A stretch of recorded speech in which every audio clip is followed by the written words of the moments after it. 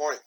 My name is Lieutenant Cooper, and it has come to my attention that some of you have questions about the state certification process, basically the process of getting your level 2 fire certification and your EMT Paramedic Certification. I want to clear some of these questions up. I'll go over the process.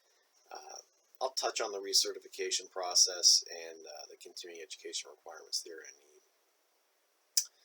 So let's start with the difference between a certificate and a certification. Certificate is the piece of paper you get at the end of a class saying you've completed the class. It doesn't authorize you to do anything. Okay, it just says you completed the class. In order to get a certification like level 2 firefighter, you have to apply to the state for it.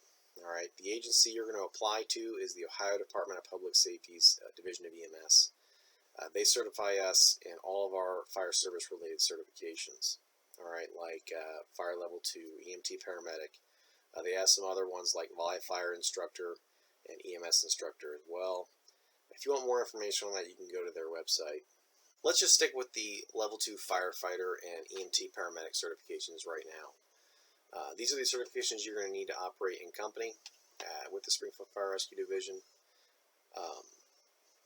If you complete our academy, you will be a level 2 firefighter. All right, our academy is set up to be a level 2 firefighter class. You'll get your pro board testing. You'll have a state class, a class final and a state final. All right. Your instructor will send in all the documentation the state requires.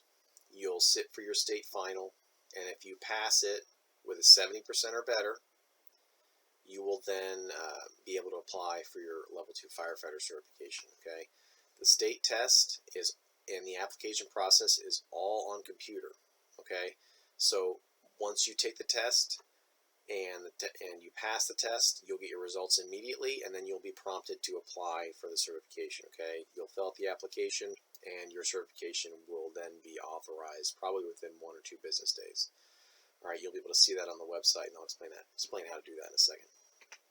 The EMT Paramedic Certification and EMT Basic Certifications, they're a little different because the test the state recognizes at the end to certify you is not a state test. It's a third-party test from the National Registry. We also call it the National Registry as well, so don't get that confused. It's the test and the agency. All right. It's the same as level 2 firefighter. When you go through both classes, your instructor's going to be documenting all the stuff that you need to send to the state. They'll send all that documentation to the state. You'll get authorized to take your national registry. You'll take that registry. Hopefully you'll pass it the first time. And you'll then send the results to the state, or you'll give the results to your instructor, who will then send the results to the state. Once that happens, you will then be allowed to apply for that certification, okay? It takes a little bit longer to get the certification authorized, but again, you'll be able to verify that. So let's talk about certification verification. What's this thing I'm talking about? So it is the fastest way to verify that, yes, you do have a certification, okay? You can always wait for the card that comes in the mail. The card is very important. Keep it. But you can always go on the state website to verify that, yes, you are certified at this level, okay? The way you do that is you go to the Ohio Department of Public Safety's Division of EMS website and look for certification verification. All right. Probably the easier way to do it, the way I do it, is that I just Google ODPS certification verification, and it will be most likely the first option you have when the search comes up. You'll go to this website.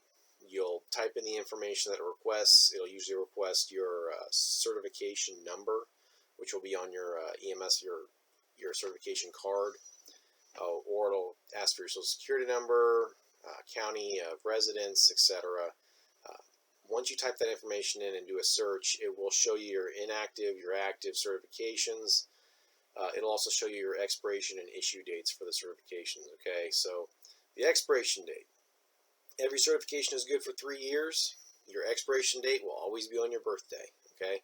There are some exceptions to the rule of 3 years, but for the most part, they're good for at least 3 years, okay? Let's talk about recertification, all right? So you know your expiration date. Before that expiration date, you're going to need to recertify all of your certifications, okay? Before you're able to recertify, all of your continuing education hours for that certification need to have been met. Okay, every certification has a certain number of continuing education hours that you have to get before you can recertify. For instance, paramedic, you need 86 hours to recertify. All right. There's other there's other stipulations as well, and you can find all that information on the Ohio Department of Public Safety's website. When you're getting continuing education hours, make sure the agency is authorized to give out continuing education hours like the Springfield Fire Rescue Division or Premier Health Partners or the online tests that we take from CSU Test. Okay, all those agencies are certified to give out continuing education hours. Make sure you keep your certificates. Make sure you record the hours in emergency reporting so that you can keep track of how many hours you have. Okay, it'll also make it easier to look up the number. Once you've completed all of your requirements for recertification, you're then able to apply for recertification. All right, this is not going to be something you have to search for. All right, if you have kept up to date and notified the state of change of address, change of email, etc., they are going to be sending you things in the mail. They're going to be emailing you things, reminding you to recertify. Okay, usually the emails will have a link to the application. Once all of your requirements are met, then you can recertify, not before. You need to make sure all that's done. You can go to the link, you can apply for recertification. Make sure that you're applying for recertification for all of your certifications, all right?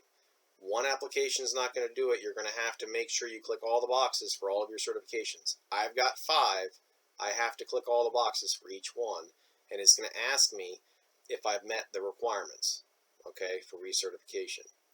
Once all that's done, you apply for the recertification, and they'll give you the okay. Your new certifications will not take effect until your expiration date of the previous ones, okay? So your issue date and your expiration date will be the same, okay, for the new and the old.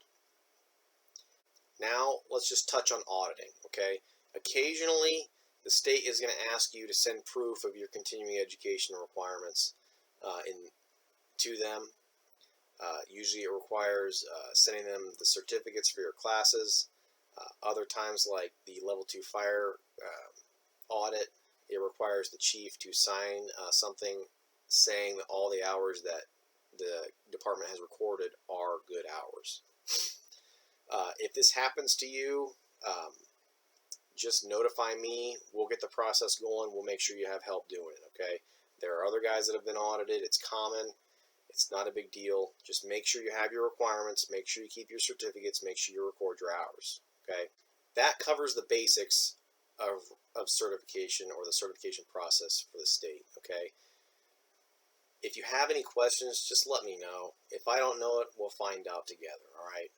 Other than that, have a great day.